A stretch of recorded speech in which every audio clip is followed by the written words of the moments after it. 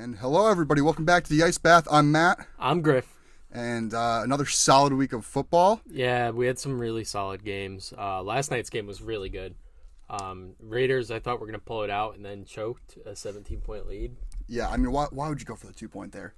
I mean, yeah, I don't really get it just because there was, 4:27 left to go in the game. I get it if there's 27 seconds left, but regardless, the Chiefs were going to have a full drive to work with, and it's Pat Mahomes. I mean, you left him too much time with the lead. Yeah. So. But all that 2-point conversion did was deprive us from a fifth Travis Kelce touchdown. That is very true. That would have been something. Yeah, and it's a good thing that last night's game was a good game because we were owed a good game after being put through Thursday Night Football with the Colts and the Broncos. Well, we started it off Sunday morning with a really good game, too. The London game was really good. Speaking of the London game. Are the Giants, are they legit? I think so. I mean, a massive win over the Packers, which was a great game. Did you watch the game? No, I was at work. Oh, yeah. I cracked open my first Busch Light at 9:25 in the morning, and I was in for a treat because it was a phenomenal game. It was really back and forth. Yeah, I did see the highlights, but Giants came back and won that game, which was crazy to me. And I mean, Daniel Jones made some awesome throws, and although he wasn't he's not exactly fantasy relevant going forward or right now. That is, I think he deserves some love. He does. I mean, he's been a really solid game manager, and he keeps them in games. He's kind of working with nothing in the receiving core. Everyone's just banged up. Kenny Golladay sucks. Kadarius Toney can't stay healthy. I mean, Sterling Shepard's out with the torn ACL. He's got nothing to work with. Saquon's just a beast. Yeah, I mean, him and Saquon have led this team to a 4-1 start. Saquon's been the best running back in the league so far. If you told me the Giants were going to start 4-1, I'd ask you what you were smoking because, I thought they'd have 4 wins all season. Yeah, I agree. I didn't think they were going to be good at all. No. I mean, I thought they were going to be okay. I thought maybe 5-6 wins. I'm exaggerating. Credit to Brian Dable, but oh my. Yeah, He's been a really good coach so far. The locker room seems to love him. Mm-hmm. The Giants made the right call bringing him in. He's building a really, really, really good culture in New York, and there's something special going on with the Giants right now. There's not a lot special going on with the Lions. No, not after their offense absolutely imploded. Number one offense.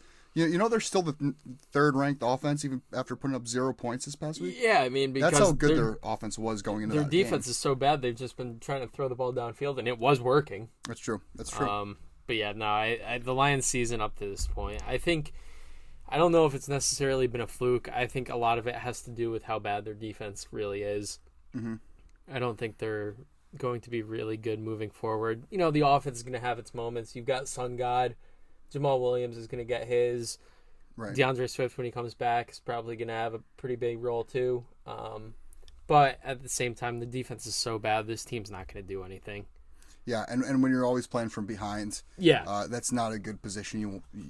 Because when your best players on your offense outside of the Sun God are your running backs, when you're down a lot, you're going to have to be throwing the ball. You're not going to be able to utilize those guys. So, I mean, that's why I don't like their offense. And the strength of your offensive line is in the run game. Yeah. I mean, their run blocking is phenomenal. Speaking of run games, how about Raheem Mostert? Is he the new running back 1 in Miami?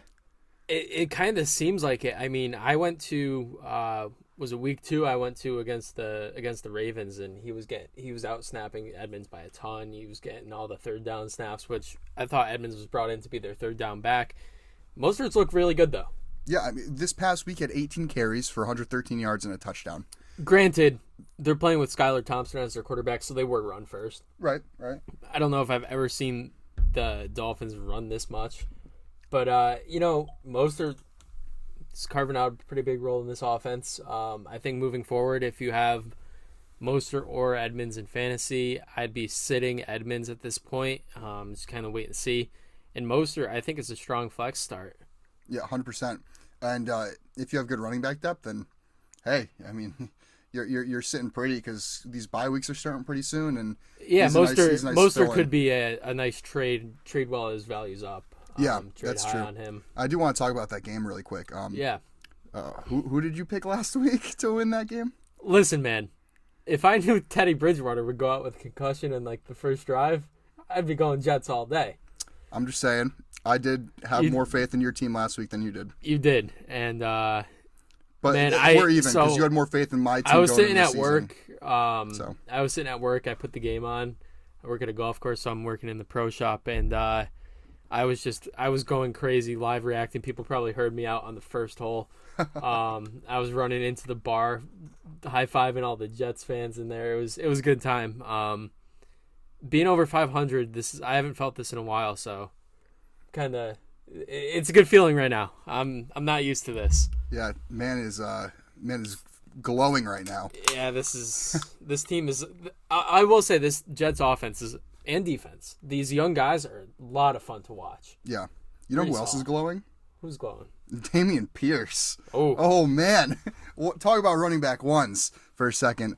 Dameon Pierce is top 5 in rushing yards, and you know he didn't get his first start till week 3. Yeah, Dameon Pierce is really good. Top 5 in rushing yards. He has huge upside going forward. And, you know, if you've been following the podcast since the very beginning, you know that we both were very, very, very high on Dameon Pierce. Yeah, this was your Rookie of the Year pick, right? Offensive Rookie of the Year, I believe. Yep. And, I mean, we were talking about his preseason and how it was really good and how we didn't know how much weight to account for it just being preseason, if guys are going 100%. But Dameon Pierce is looking really good. Yeah. He, recorded Pro Football Focus's most broken tackles in a game this past week. I'm not surprised after watching him in preseason. Mm-hmm. He had 17 broken tackles. Did he really? Yeah. Damn. It was insane. I believe it was off of 19 carries too. And he's not just a power back. He's got some explosive speed too. He can break away big runs. He did 2 weeks ago. So. Right. I mean. Dameon Pierce has got to be an RB. He's an RB2 in fantasy, RB1 upside. He's trending towards RB1 right now. Yeah. I mean, this is your listen here. This is your last chance to acquire Dameon Pierce before his value is way too high to trade for him. I think it's already too high, especially if you're in a dynasty league. There's no shot somebody's giving up Pierce. I think if you talk to the right guy, you might be able to swindle him a little bit. Yeah, if you're listening to this and you're in my dynasty league where I have Dameon Pierce, you're not getting him from me. There's no way I trade Dameon Pierce. Yeah. One guy I want to touch on who's had a roller coaster of a season. I know we talk about him almost every episode. So I'm going to make this segment a little quick, is Carson Wentz. Yeah. Boomer bust quarterback 1, obviously, but he's 5th in passing yards and tied for 5th in passing touchdowns so far this season. He had 2 down weeks in week 3 and 4. Came back strong in week 5 despite throwing that was horrible game. That was a really bad pick. That was awful. That was really bad. That was awful. He was without Jahan Dotson this week. Yeah. De'Ami Brown had a game. De'Ami Brown did show out. Pair of tutties. But I don't know if you saw the interview with Rivera. Yeah, that was great. But Ron Rivera did throw Carson Wentz under the bus, blaming Wentz for the Commanders' slow start to the season. I think this is a situation to monitor. After I read more into it, though, I don't think he's necessarily blaming Wentz. I think what he's saying is bringing in Wentz late, they didn't have a ton of time to prepare, an offense around him, That's a true. whole game plan and everything. You've got Daniel Jones. But, listen, I mean, you can't blame quarterback play for, your slow start in your division. The Cowboys just won 4 in a row with Cooper Rush. Right. Yeah, the Washington Commanders have, I want to say the 26th ranked defense. I saw Alex Smith defending Wentz in a clip this morning. But and that's kind of what made me want to bring it up, is because you throw your quarterback under the bus like that, and we know Wentz has a history with his confidence not being that great. Listen, I don't think Wentz is a terrible quarterback. He's not a top 10, 15 quarterback, but he's right in the middle of the pack. Yeah, 100%. And he's a guy that can win you games, but he's also, as we saw, can lose you games. Mm-hmm. So, I think this is a situation to monitor, because if they really don't have that much confidence in their quarterback and they want to turn to somebody like Sam Howell early on, I think that heavily affects the offense as a whole. I think all of a sudden Jahan Dotson loses value. Well, you bring in Sam Howell, loses value. Yeah, if you bring in Sam Howell, you have a significant downgrade. Yeah. Sam Howell's not a good quarterback.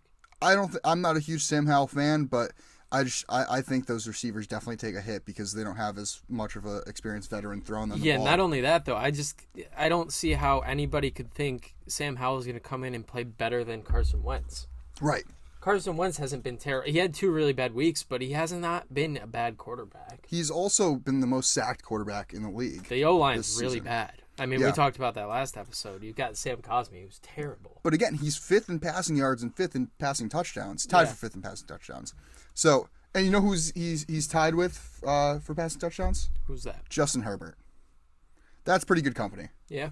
But moving on, one last thing I want to kind of show a little love is to Dallas Goedert. I do like me some Dallas Goedert. 3rd most receiving yards by tight end and 5th in receptions of all tight ends. Now, there were a lot of concerns that he would be lost in an offense with a lot of mouths to feed, but he's been consistently a top 5 tight end so far through the season. So yeah. I just wanted to shout out Dallas Goedert. I think he's a nice little tight end there. If you draft him, good job. All right, week 6. Week 6 picks. Let's go. Well, I do want to bring up the records from week 5. I had a nice little week. I was 11-5. I did go 9-7, and through week 5, we are both 45, 34, and 1. That's insane that we're tied. It's going to change up though, because we have quite a few picks that we differ on for the first time. Yeah. No, we're usually on the same page, but we are both putting together some solid years. Yeah. So you want to start? Yeah, Washington we got at Chicago. Thursday. We got Washington at Chicago. I feel like I get to say this every week. This one's going to be tough to watch. It's Thursday Night Football. It's on Amazon Prime. Anything on Amazon Prime is tough to watch already. I don't know if you have a Prime subscription. Yeah, it's tough. It's pretty bad. I'm going to go with Chicago in this game. I think it's going to be a very close game, very low scoring. Justin Fields is going to throw like 10 passes, and I just think Washington's O-line is just letting them down. Their defense has not been good. But talk about this every week. Chicago's run defense, not good. Right. I'll talk about that later, though. Yeah. I have Washington here. Okay. I think Washington bounces back. They had a tough win last week against Tennessee, and I think that defense has a little bit of a chip on its shoulder because they're ranked so low, and you have so much invested in that defense to begin with. That front 7, how many first-round picks are in that front 7? A lot, and they're all from Alabama. Yeah. So, the fact that the defense isn't performing is something's got to give. And if Washington can't put it together here against really bad Chicago team, because I'm not a fan of Chicago at all, mm-hmm. I think they're losing hope for the season. I think that's when you start to panic. You start to, dumpster fire organization. I think Darnell Mooney will be out. You start to sell everybody, and you kind of do a fire sale if you're Washington if you lose this game. So this is a must-win for Washington. Our next game, San Fran at Atlanta. Yeah, I'm going to go with San Fran here. I still don't think Atlanta's that good. Is this a London game, or is it one of those... Where is this? Because I just noticed it's a 9:30 game. Oh. We got another... We're blessed with another morning game? Yeah, it is another morning game. Get your Cheerios, man. Your Cheerios and your Busch Light. Where is this game? Mercedes-Benz Stadium. Why is it... All right, never mind. I think... Maybe the sheet's wrong. Yeah, I think the sheet that I used was wrong. It's a 1 o'clock game at Mercedes-Benz Stadium. Yeah. Anyways, I'm going San Fran here. How can you not? Yeah. I mean, San Fran, they're so good up front. That run game is just diabolical. Yeah. Atlanta has not really impressed me this year. Although they did keep it close, I'm pretty sure they're 5-0 against the spread. Did they cover again? I think they did. I'm pretty sure they did. Like they're staying in games. I mean, yeah. But they're still losing games. Their coaching just isn't good at it, I don't think. Yeah, I mean, I don't know. They did get screwed out of that game though. Yeah. Are we not going to talk about that Brady call? Yeah, that was a brutal call. That was probably one of the worst. There was also a bad one last night too. It was just as bad as the Brady call, but I think the Brady call was a little worse. That was terrible. Grady Jarrett literally did what they say: wrap them up and roll. Yeah, that is as textbook as you can get. What are we playing, flag football now? We're playing two-hand touch? Come on, let the guys play. Nobody's making you play at 45, Brady. Don't protect him. Yeah. All right, we got New England at Cleveland for the next game. Battle of the running backs in this one. Yeah. It's kind of the Ramondre Stevenson versus Nick Chubb and Kareem Hunt game. Damian Harris is going to be out. Is Mac Jones back for this game? And if he's back, does he start? I saw that. The tweet about Belichick, what he said. He just gave like a Belichick textbook answer. Mac Jones will start. I don't doubt that Mac Jones will start if he's able to play. I don't think he'll be able to play. He had a high ankle sprain. Guys don't come back after 2 weeks from that. No, not at all. Also, Cleveland just added Deion Jones to their defense. They did. Who hasn't really had the most stellar of the past couple seasons, but the talent's there. He's an athletic linebacker. We've seen what he can do at his peak. And to add that to that defense that's already pretty scary. I think that kind of gives me the edge here. I'm taking Cleveland as well. I agree. Cleveland's home. How can you not? Your Jets are at Green Bay. I'm picking them this week. Oh, man. I'm picking them this week. Green Bay's offense has been scary to me. The receivers just haven't looked great. I mean, Romeo Doubs put together 2 solid weeks and then was shut down last week. Randall Cobb had a good game against the Giants, but it's kind of hit or miss with all these receivers, and even the running backs are not playing very well. I'm going to give the edge to the Jets. I think the run defense is very good, and I think the run defense will be able to at least slow down Aaron Jones and A.J. Dillon. And if the offense if Zach Wilson could just keep them in the game offensively, I think the Jets win a close one. I think the Jets are riding high off of a big divisional victory against the Dolphins. They're traveling to Wisconsin. Green Bay is home. This is a bounce back game for Green Bay. Give me Aaron Rodgers in a bounce back all day. You make some solid points, but Green Bay's home. I think this receiving core of Green Bay is just going to continue to get better as the season goes on. I don't know. I think the Jets are happy that they won last week and won by a lot. So usually when there's an offensive explosion, it's followed up by kind of a dud on offense. So I think I could see Green Bay actually blowing the Jets out here. But we'll see. I mean, your corners look good, so I wouldn't be surprised if the Jets win. Sauce did get his first pick. He did. Shout out to Sauce of B-Dubs. Sponsor us. It's so good. Got Jacksonville at Indy. I got Jacksonville here. Do you? Jacksonville owns the Colts. I've got Indy if Taylor plays. Mm-hmm. If Taylor's out, give me Jacksonville all day long. But if Jonathan Taylor's in, he's just a difference maker. I think if he plays, he kind of has that big game that everyone's kind of been waiting for. If you took him at the first overall pick, you're kind of waiting on that. And I think this is the game it happens if he plays. Give me Jacksonville. Jacksonville, like I said, they own Indianapolis. Indy has not looked good at all. I mean, they barely win against the Broncos.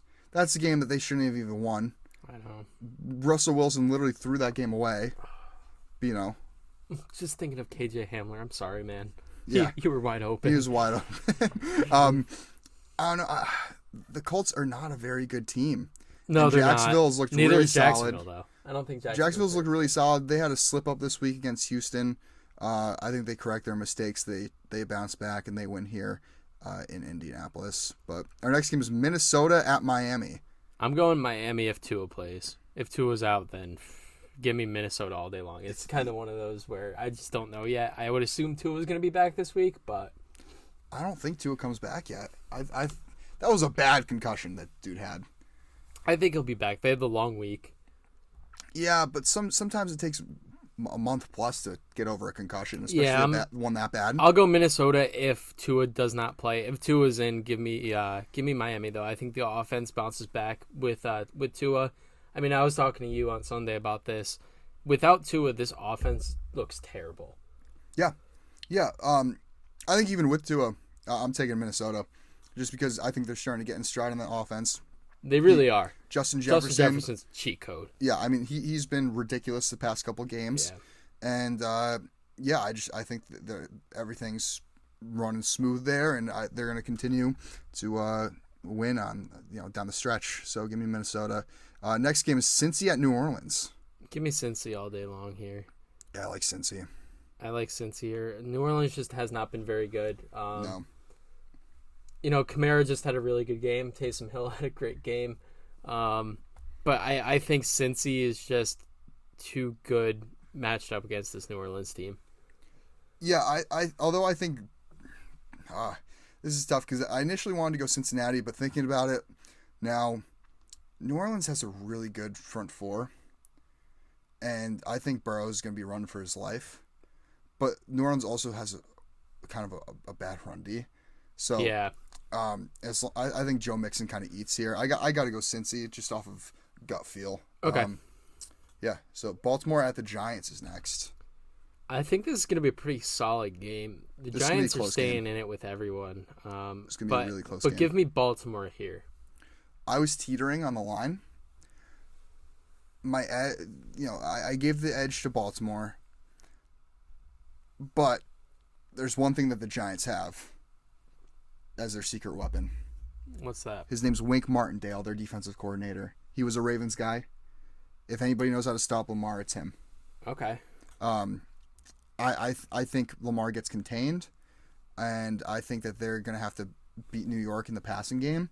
But New York is down a lot in the secondary, so I think Baltimore edges them out. If Lamar can, yeah, I think this throws. Also depends if Rashad Bateman comes back this week. Yeah, so without Bateman, the receivers are weak. You got Duvernay. I mean, obviously Mark Andrews is going to get the ball, right? But outside of like Duvernay, you don't really have much. You got Demarcus Robinson and Tylen Wallace, but I don't think either of them are that great. Rashad Bateman is definitely a difference maker in that offense. Yeah, I think Baltimore edges them out though. I agree. Tampa at Pitt. Easy one. Tampa. Pitt just got destroyed and completely embarrassed by Buffalo. Yeah. Tampa has all their weapons back. I don't need to explain this. Yeah, I'm going against Pitt every week until they prove me wrong. Yeah, I mean Pitt looks bottom tier right now. Yeah. And Najee. Carolina at the Rams. I don't need to talk about Pitt anymore. I don't need to bring them down anymore. They've been beaten down enough. That's true. Carolina at the Rams. Rams are home. Rams have not impressed me, but it's Carolina. Carolina is another one of those teams that has not looked good. And P.J. Walker starting. P.J. Walker starting? P.J. Walker is starting. Baker Mayfield was already ruled out last night. Really? Yes. So give me the Rams by Give me the Rams by a lot. Yeah. Arizona at Seattle. Ooh, I'm going to go Seattle here. I think their offense is just very good. You think they get a spark from Kenneth Walker? Yes. The offense is very good. Kenneth Walker's ability to make big plays in the run game is going to open up play action for Lockett and DK downfield. And Geno's a good quarterback. Yeah, I don't know.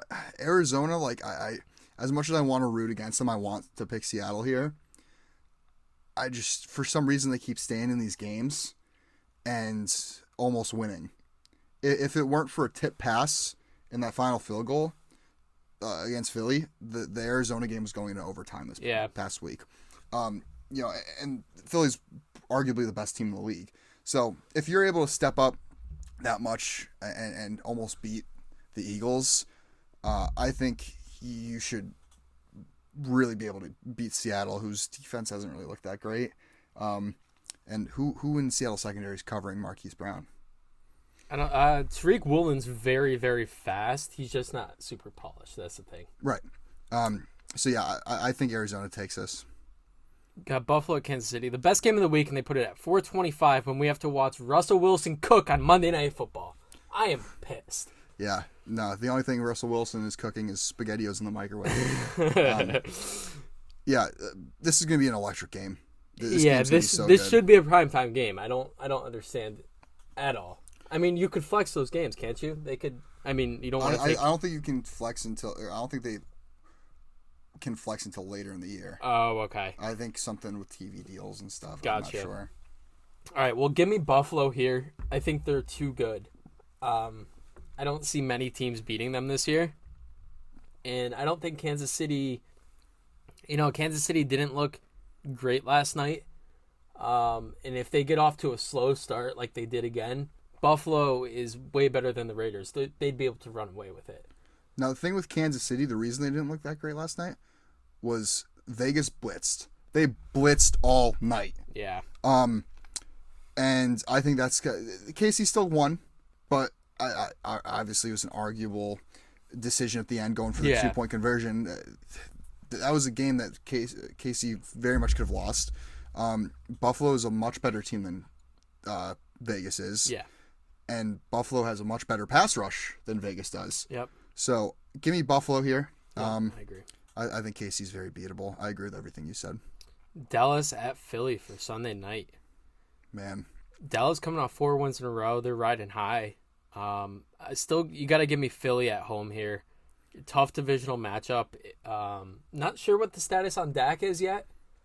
It's looking bleak. Yeah, I don't think he'll be playing this week.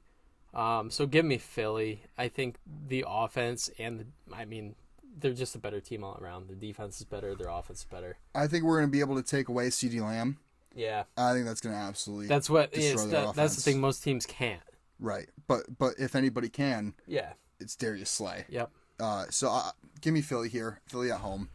I got to ride with my boys. And then finally, mundane night. Yeah, this could be another tough one to watch, I think. I don't think the Chargers are as good as people think. No. And they're not as good as I hoped. I picked them to win the Super Bowl. I did have Buffalo over Philly in the Super Bowl. That still looks realistic. It does. But, give me the Chargers here. Yeah. Yeah, I mean, Denver just has not impressed me. Yeah. You lose to the Colts. Russell Wilson has not looked, I'm not even going to say great. He doesn't look good. Yeah. He doesn't look mediocre. You compare his stats to Geno Smith, and Geno Smith is blowing him out of the water. I don't get it, man. I don't understand what's going on in Denver, but Nathaniel Hackett, Russell Wilson, recipe for disaster. Give me the Chargers. Yep. All right, real quick, parlay pick of the week before we get into some waiver watch and some fantasy sleepers. You want to start? Yeah, I'll start it off. I've got Tampa Bay minus 8.5. I think they easily cover there. Mm-hmm. I got the Jets plus 7. Wow. Okay. And I've got the Rams and Panthers over 40.5 for plus 611 odds. Wow. So you have a small one this week. Yeah, I'm going 3 legs. Small I guy. gotta get a little win in here. Yeah. So I start off the same with mine. I have Tampa Bay minus 8.5. I got Jacksonville getting 2.5 against the Colts. Mm-hmm. I have Cincinnati money line. I have the Arizona money line. Altogether, that adds up to plus 1,005 odds. You lay down $10, you win $100. Yeah. All right.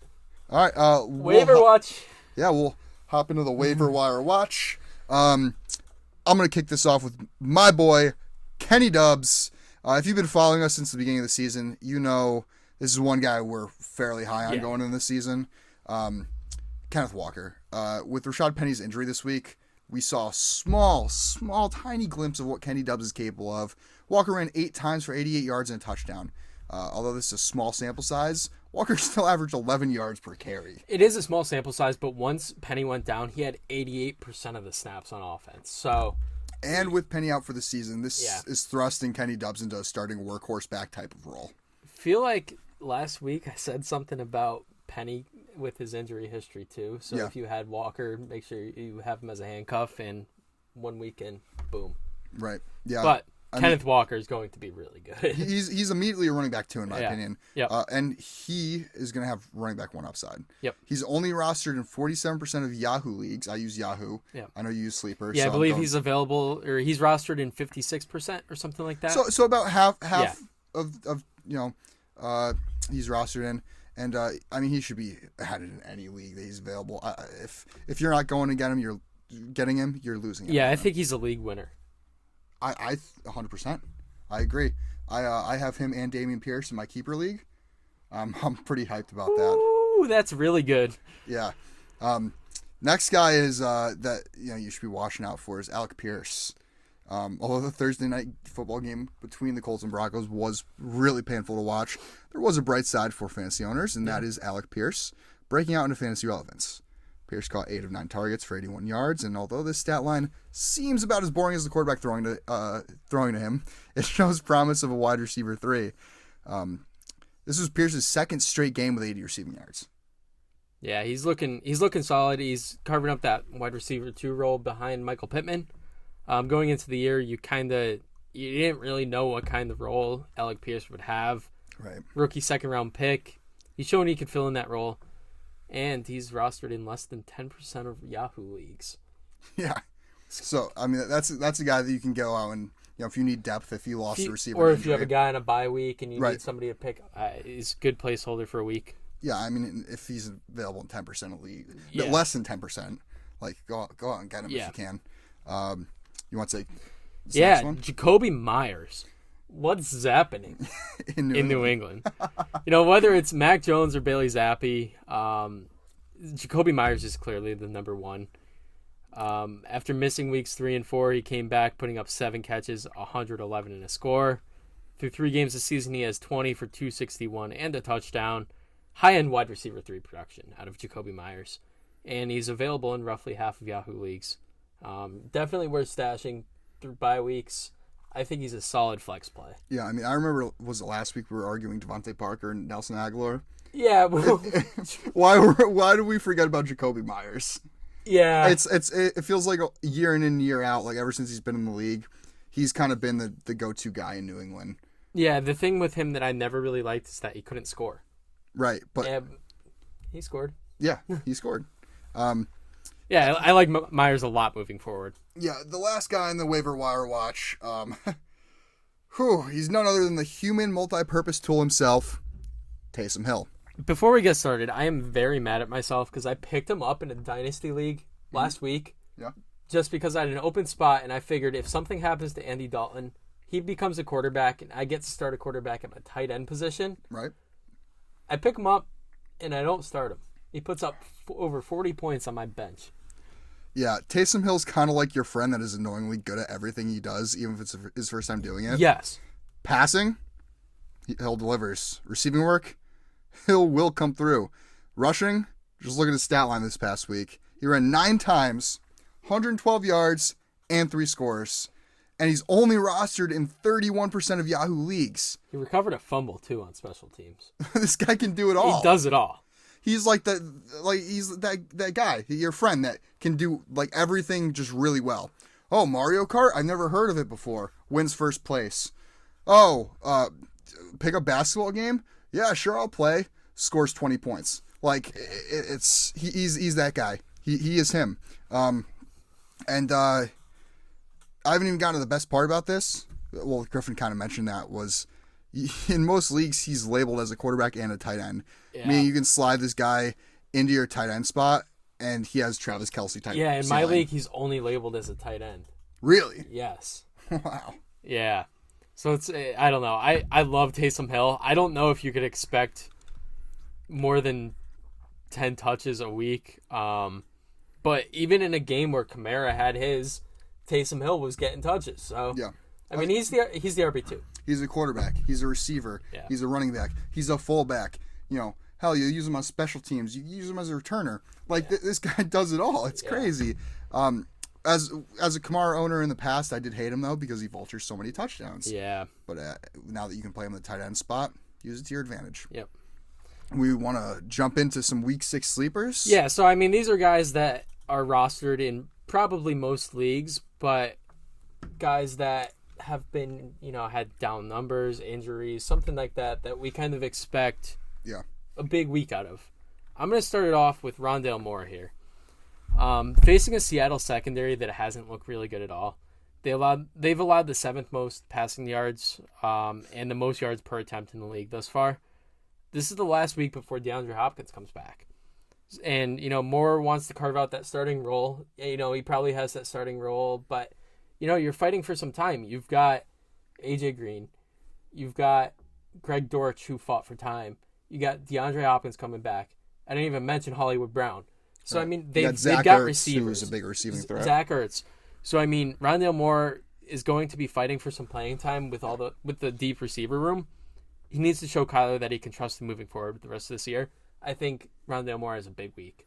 Cliff Kingsbury also really needs to start utilizing Rondale Moore in a role that's fitting him. That's a Curtis Samuel type role. Yes. You can use him in screens. You throw to him deep downfield.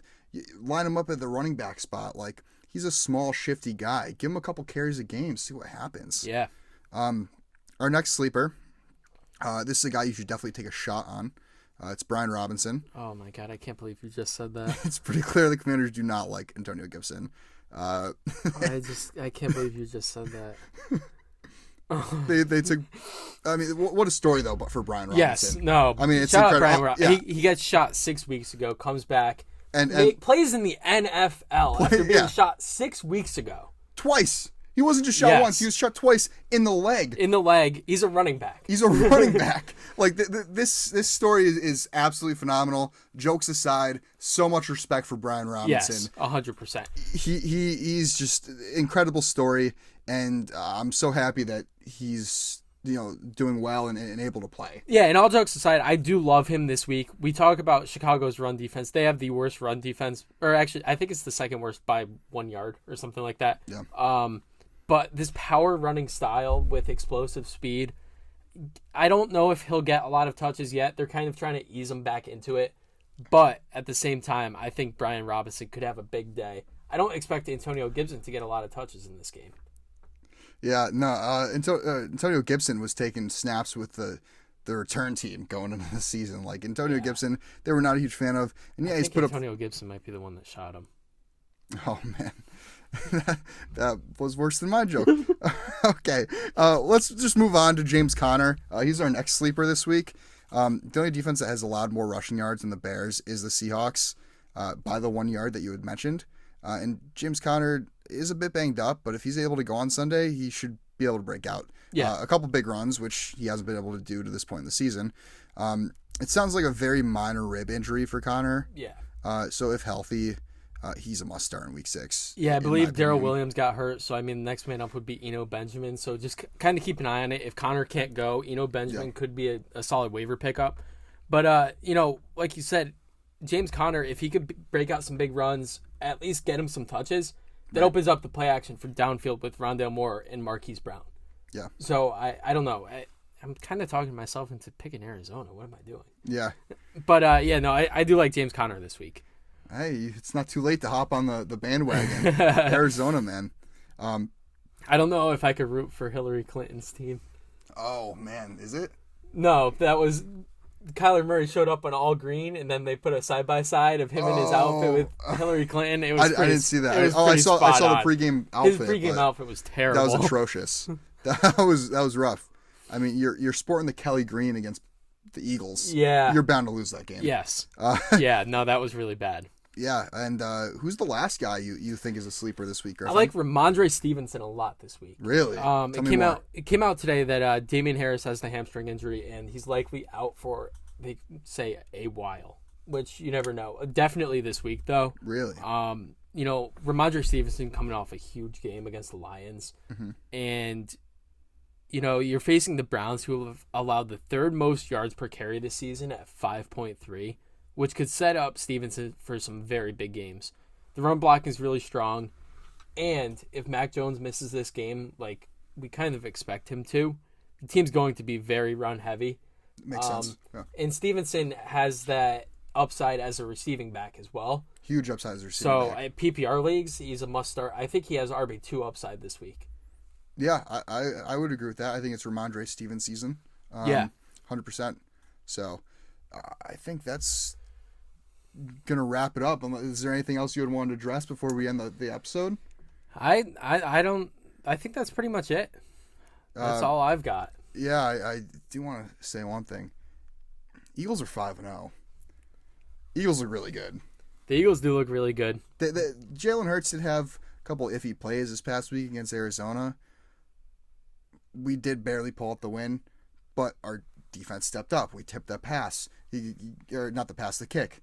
And he missed the kick, and we win 2017. So I think Philly is serious Super Bowl contenders right now. I agree. I think that your top 3 right now have got to be Philly, Buffalo, KC. Yes. No matter how 100%.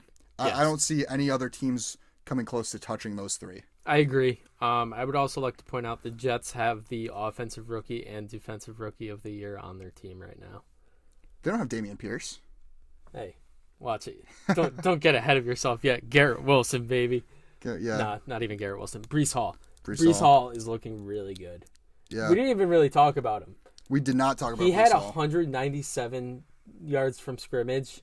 He had 2 catches for 100 yards. He had a huge Or game. 97 yards, I believe. Massive game. And he had 100 on the ground. He looks really good. Breaking a lot of tackles. He looks explosive. The Jets' offense looks really good, in my opinion. Breece Hall, Sauce Gardner winning Defensive Rookie of the Year. He's been locked down. He's got guys lost in the sauce. And we'll leave it on that note. I don't know. I one last thing is I think Devin Lloyd might have something to say about that Defensive Rookie of the Year spot right there. He's been incredible. Yeah, he has. He's been really good. Sauce has guys lost in the sauce, though. That's true. Ahmad Gardner does have his own sauce at Buffalo Wild Wings. Shout out Sauce. And that is going to do it. Make sure you follow us on social media platforms. We're at Ice Bath Sports on Instagram and TikTok, at Ice Bath Pod on Twitter. And be sure to check out the YouTube version of this episode on the Ice Bath Sports Podcast YouTube page. Matt, as always, stay cool. We'll see you next Tuesday.